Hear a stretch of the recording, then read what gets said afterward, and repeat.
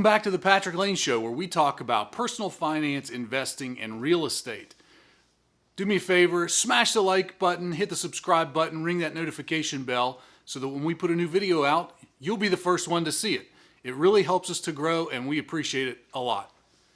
So today we're asking the question, does GameStop actually make us better investors than someone like our parents or grandparents? The proverbial boomer out there who for a long time has dominated the investing landscape.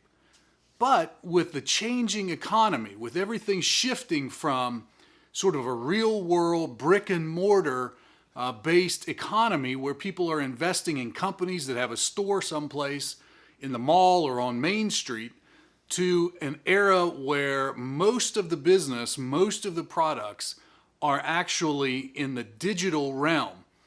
Does something like GameStop, not just the stock and not just the store, but the actual process of gaming, does being a gamer and being a customer of GameStop make you a better investor for today's environment, given everything that we know about where the economy is and where it's headed?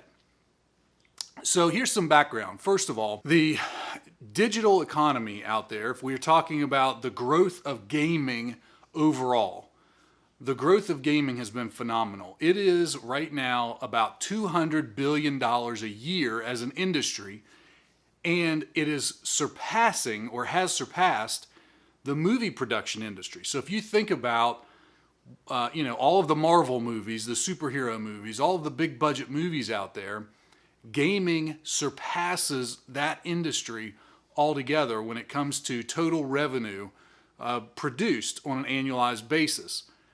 Now, on top of that, $200 billion a year for gaming is another $1.5 billion estimated for things like esports.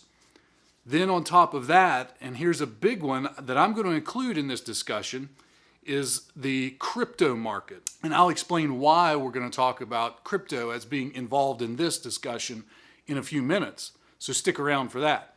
But if we add the crypto market of $1.7 trillion in market cap onto that, and then we add on things like the gaming spheres, the metaverse, if we want to call it the metaverse, their economies, we get to a huge number that is literally multiples of most industrialized countries' GDPs for just what the digital marketplace value adds up to.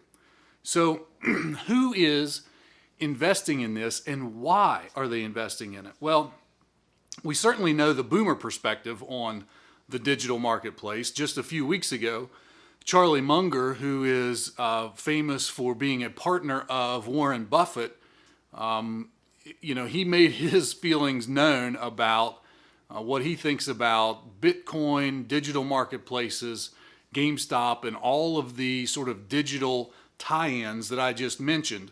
And he was none too pleased with the growth of those types of assets as an investment class. But the flip side of that is, what are we doing as a generation of people who are looking at investments from the digital landscape? Now, in full disclosure, I was never really a big gamer growing up. I think I hopped off the gaming train when it was Atari switching to Nintendo. So that's kind of where I left it. But I've come back to it recently, and frankly, I'm learning through my kids as to what they are doing with the gaming sphere. And for those people who have grown up gaming, and we're talking about the people who have been longtime customers of GameStop and other digital and gaming retailers, those kids, those people, those adults now have been creating economies and investing in their economies online in the digital space for as long as they've been playing it. Now think about something as simple as Minecraft. In Minecraft, the player goes in, they invest their time and effort into mining and growing crops and building a community.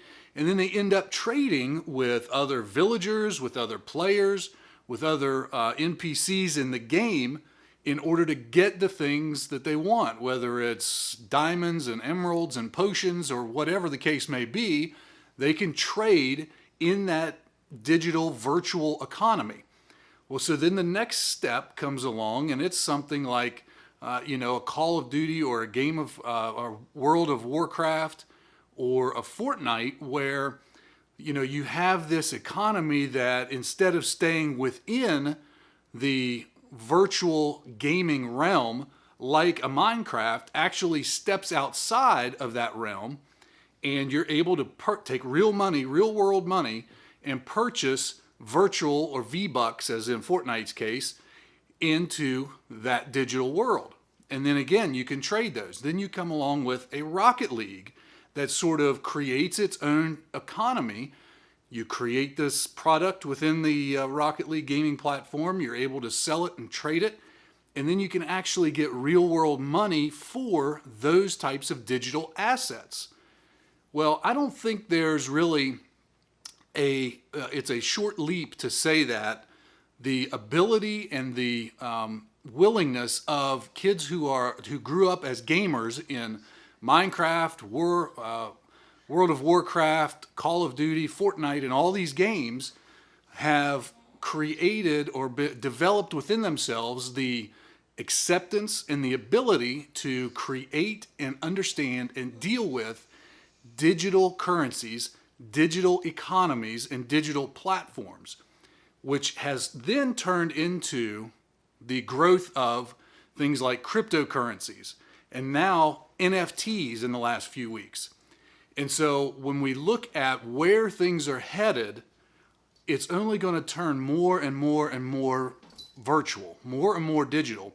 And in fact, when you tie that back to real world consequences, there were times when some faltering economies, political, real world, geopolitical economies were falling apart, and the best currency someone in those countries like Venezuela could have was something like a World of Warcraft currency. So they were in there playing the game, mining it, because they could actually use that currency to buy things in real life like food and clothing, compared to the currency of the fiat currency of their own country and government, which was falling apart and was inflationary to the point that it was worthless and people were dumping money in the streets. And so there's a lot of people who have grown up knowing and learning to deal with the digital economy. So in the end, we don't know whether gaming and GameStop customers turn out to be better investors than the old Warren Buffett, Charlie Munger, hedge fund, physical brick and mortar retail space investors.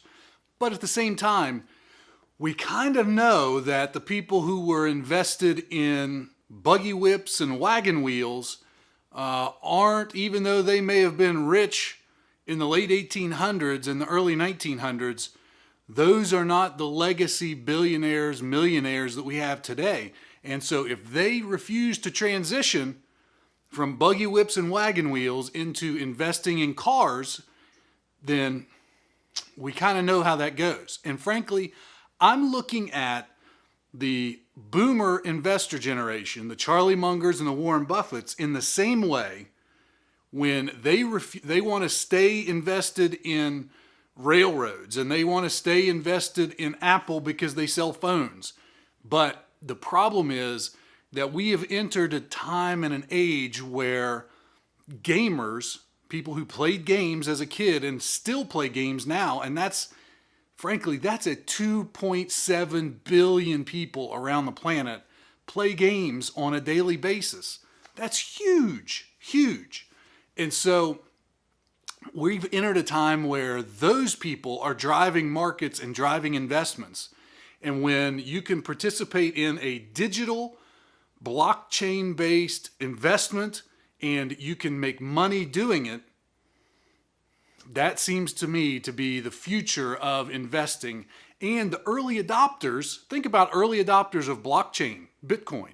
Think about early adopters of these digital gaming platforms where you create your own economy, like Roblox. I mean, Roblox is a perfect example because it is truly a digital economy, the metaverse that only exists within Roblox, except there are now people who are invested in Roblox who are also taking money and profits out of the digital world into the real world. If they're a gaming developer and they've created a product that sells in the digital Roblox world, they are now making money in the real world, the real economy.